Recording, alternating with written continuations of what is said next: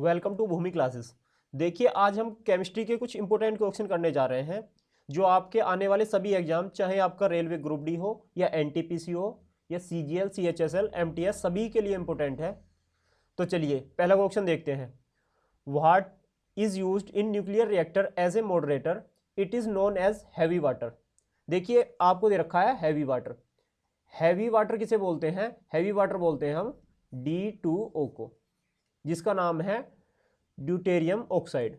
Deuterium oxide. आपके सामने एक इमेज दिखाई दे रही है आपको। ये क्या है? Nuclear reactor.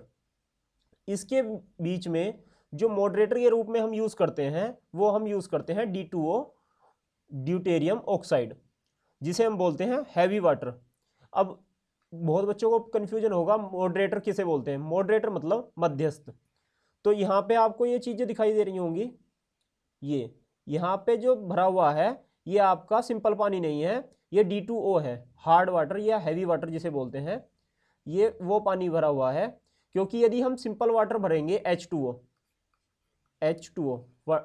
वाटर का फॉर्मूला होता है H2O, तो वो क्या है? वो भाप बन के उड़ जाएगा।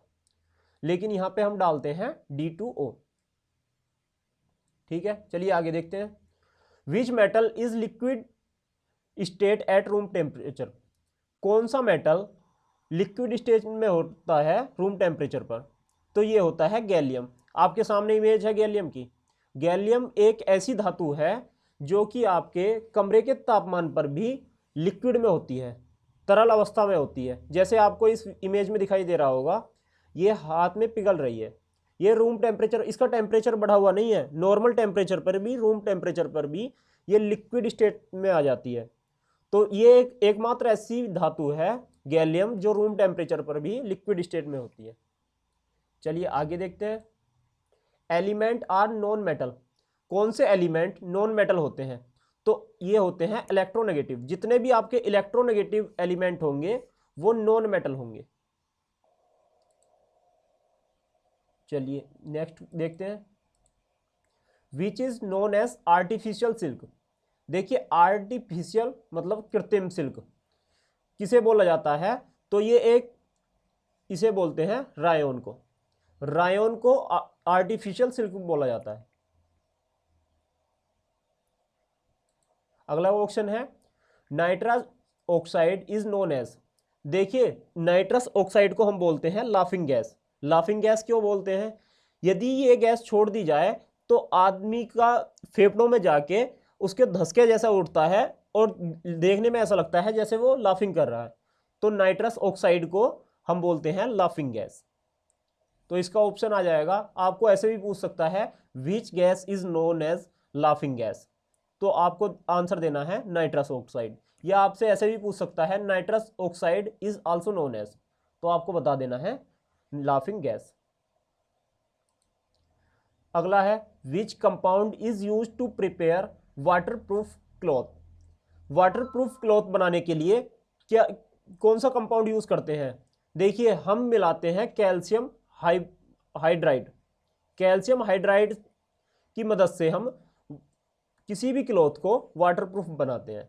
आपने देखा होगा छतरी वगैरह, छाता वगैरह, तो उसमें क्या है, वो वाटरप्रूफ होता है। उसके ऊपर यदि आप पानी डालोगे तो पानी अंदर नहीं जाता। वो किसकी वजह से? आप नॉर्मल कपड़े पर यदि पानी डालते हैं तो पानी अंदर चला जाता है, लेकिन छाते में पानी अंदर नहीं जाता। तो ये किसके कारण होता है? कैल्शियम हाइड्राइड का एक केमिकल होता है जो हम कपड़े के ऊपर लगा देते हैं, जिसकी वजह से ये वाटरप्रूफ क्लॉथ हो जाता है। चलिए अगला देखते हैं। Which noble gas is known as stranger gas. देखिए स्ट्रेंजर किसे बोलते हैं? स्ट्रेंजर बोलते हैं अजनबी को। अजनबी को। तो कौन सी एक नोबल गैस, नोबल गैस कौन सी होती है? वो सारी की सारी गैस जो किसी के साथ में रिएक्शन नहीं करती, वो उन गैस को बोलते हैं नोबल गैस। और स्ट्रेंजर गैस मतलब अजनबी। तो कौन सी नोबल गैस स्ट्रेंजर गैस कहलाती है? तो ये है नियोन। नियोन गैस को हम स्ट्रेंजर गैस भी बोलते हैं। Which acid is known as oil of vitriol. तो सल्फ्यूरिक एसिड को हम ऑयल ऑफ विट्रियोल बोलते हैं। For making of parachute which polymeric substance used. देखिए पैरासूट बनाने के लिए कौन सा पॉलीमर यूज किया जाता है, तो ये यूज किया जाता है विस्कोस, क्योंकि यदि हम सिंपल यूज करेंगे, सिंपल पॉलीमर यूज करेंगे तो फट जाएगा इतनी ऊंचाई पर, तो इसके लिए कौन सा पॉलीमर यूज करते हैं, viscose. Acid rain is caused when the air pollution polluted by gas. देखिए कौन कौन सी गैसें ऐसी हैं जिसकी वजह से एसिड रेन होता है। देखिए आपके सामने एक इमेज है, यहां पर एसिड रेन का मतलब क्या होता है, एसिड की वर्षा। तो एसिड की वर्षा कैसे होगी, अब कोई आसमान से तो एसिड आता नहीं। देखिए जैसे आपको ये दिखाई दे रहा है, यहां से ये धुआं जा रहा है, धुएं के अंदर बहुत सारी गैस है। कौन कौन सी गैस, देखिए ये आपके सामने है कार्बन डाइऑक्साइड और नाइट्रस ऑक्साइड और सल्फर डाइऑक्साइड, SO2 बोलते हैं सल्फर डाइऑक्साइड को, SO2 सल्फर डाइऑक्साइड, NO2 बोलते हैं नाइट्रस ऑक्साइड और CO2 कार्बन डाइऑक्साइड। ठीक है, तो ये सारी की सारी गैसें भी धुएं के रूप में निकलती हैं और ये अब वातावरण में ऊपर जाके क्लाउड के साथ में मिक्स हो जाती हैं, यहाँ पर क्लाउड के साथ में मिक्स हो जाती हैं। और जब क्लाउड्स ये वर्षा करते हैं तो ये सारी की सारी गैसें जमीन पर आ जाती हैं जिसमें एसिड होता है, इसी वजह से इसे क्या बोला जाता है, एसिड रेन। तो एसिड रेन में कौन कौन सी गैसें यूज होती हैं, नाइट्रस ऑक्साइड, सल्फर डाइऑक्साइड और कार्बन डाइऑक्साइड। तो आपको ऑप्शन में दिया होगा नाइट्रस ऑक्साइड और सल्फर डाइऑक्साइड, या तो ये दोनों ही ऑप्शन में दिए होंगे या कोई एक दिया होगा तो आप उस पर क्लिक कर देंगे, चाहे नाइट्रस ऑक्साइड दे रखा हो या सल्फर डाइऑक्साइड दे रखा हो वो भी आपका सही होगा। यदि ये तीनों दे रखे हैं कि एक ऑप्शन में तो दे रखा है nitrous oxide and sulphur dioxide और ये नाइट्रस ऑक्साइड और सल्फर डाइऑक्साइड अलग अलग ऑप्शन में दे रखे हैं, तो हमें किस पे क्लिक करना है, हमें राइट क्लिक करना है nitrous oxide and sulphur dioxide. चलिए अगला ऑप्शन देखते हैं, ऑल नोबल गैस आर। जितनी भी नोबल गैस हैं वो कैसी होती हैं, नोबल गैस कैसी होती हैं, ये होती हैं कलरलेस एंड ऑडरलेस। इसमें कलर नहीं होता कोई भी, ऑडरलेस मतलब ये खाने में तीखी मीठी फीकी कैसे भी नहीं होती। ऑडरलेस मतलब जिसका कोई स्वाद ना हो और कलरलेस का मतलब जिसके अंदर कोई कलर ना हो। तो सारी की सारी नोबल गैस कैसी होती हैं, कलरलेस एंड ऑडरलेस। अगला देखते हैं, is used as a water purifier. देखिए एलम, यदि आपको आंसर में मिल जाए एलम, एलम बोलते हैं फिटकरी को, ये आपके सामने इमेज है फिटकरी की। तो एलम क्या है, एक वाटर प्यूरिफायर है। यदि आप इसे इम्प्योर वाटर के अंदर डाल देते हैं तो सारी की सारी गंदगी नीचे बैठ जाती है। मान लीजिए यहां पर एक गिलास है, इसके अंदर कुछ गंदा पानी भरा हुआ है, ठीक है, आपने इसमें थोड़ी फिटकरी डाली तो जितना भी गंदगी है ये नीचे बैठ जाएगी, ऊपर क्या हो जाएगा, प्योर वाटर। तो ये वाटर प्योरीफायर की तरह भी यूज होता है एलम, और इसे हिंदी में बोलते हैं फिटकरी।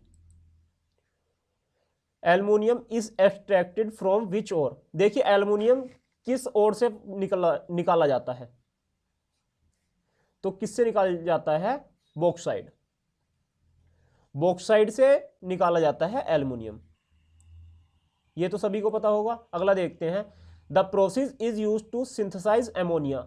एमोनिया का फॉर्मूला होता है NH3, NH3। तो ये कौन सा है, हाइबर्स प्रोसेस। ये हाइबर्स प्रोसेस नाम, हाइबर प्रोसेस के थ्रू हम अमोनिया को सिंथेसाइज करते हैं। विच कंपाउंड एसिड, कंपाउंड और acid is commonly known as aspirin. देखिए आपने एस्प्रीन नाम की टैबलेट तो सुनी होगी, दवाई, तो ये इसके अंदर कौन सा कंपाउंड होता है, एसिटिलिक एसिड, एसिटेसाइलिक एसिड पाया जाता है एस्प्रीन। देखिए इसका एस्प्रीन का जो केमिकल नेम है, इसके अंदर जो एसिड है वो है एसिटाइल साइलाइक एसिड, और जो ये आपको मार्केट में मिलती है ये मिलती है एस्प्रीन के नाम से। ठीक है, आगे देखते हैं, the gas use to fill balloon. देखिए गुब्बारों के अंदर हम दो तरह की गैस भरते हैं, एक तो हम अपने मुंह से भरते हैं या किसी पंप से भरते हैं, तो वो तो सारी गैसों का मिक्सचर होता है। लेकिन आपने उड़ने वाले गुब्बारे देखे होंगे, तो उनके अंदर कौन सी गैस भरी जाती है? हीलियम। हीलियम गैस क्यों भरी जाती है? क्योंकि ये हल्की होती है और जब गुब्बारे के अंदर ये भरी जाएगी तो ये गुब्बारे को ऊपर उठा देती है। हल्की होने की वजह से ये गुब्बारा उड़ जाता है। तो उड़ने वाले गुब्बारों के अंदर क्या होती है? हीलियम गैस भरी जाती है। तो आपको ऑप्शन में दिखाई दे हीलियम, तो आप उस पर क्लिक कर देना कि हीलियम गैस भरी जाती है गुब्बारों के अंदर। इज आल्सो नोन एज ब्रेटा वाटर। तो ब्रेटा वाटर किसे बोलते हैं? Barium hydroxide. बैरियम हाइड्रोक्साइड को ही बोलते हैं baryta water. The best source of vitamin D are. देखिए विटामिन डी के सबसे अच्छे सोर्स कौन से हैं? सबसे अच्छे स्रोत विटामिन डी के क्या क्या हैं? तो सनलाइट एंड लीवर। देखिए सनलाइट से हमें डायरेक्ट विटामिन डी नहीं मिलता। सनलाइट की मदद से हमारी हड्डी के अंदर सिंथेसाइज होता है विटामिन डी। तो इसके सोर्स क्या है? यदि हमें सनलाइट नहीं होगी तो ये हड्डी के अंदर सिंथेसाइज नहीं होगा। और फिश लीवर, जो मछली का लीवर है, उसके अंदर भी काफ़ी अच्छी मात्रा के अंदर विटामिन डी पाया जाता है। तो यदि किसी को विटामिन डी की कमी हो जाती है तो डॉक्टर उसे फिश लीवर से बनी हुई कुछ टैबलेट देते हैं और ये आप सजेस्ट करते हैं कि इस बच्चे को या इस व्यक्ति को सनलाइट के अंदर बिठाया जाए सुबह सुबह, स्पेशली सुबह सुबह, क्योंकि सुबह अच्छी मात्रा के अंदर आपको विटामिन डी मिलता है। चलिए अगला देखते हैं। विच gas is chief component of biogas. Chief component का मतलब होता है जो प्रचुर मात्रा में, जो मुख्यतः होती है। बायोगैस बोलते हैं जो जलाने वाली गैस होती है।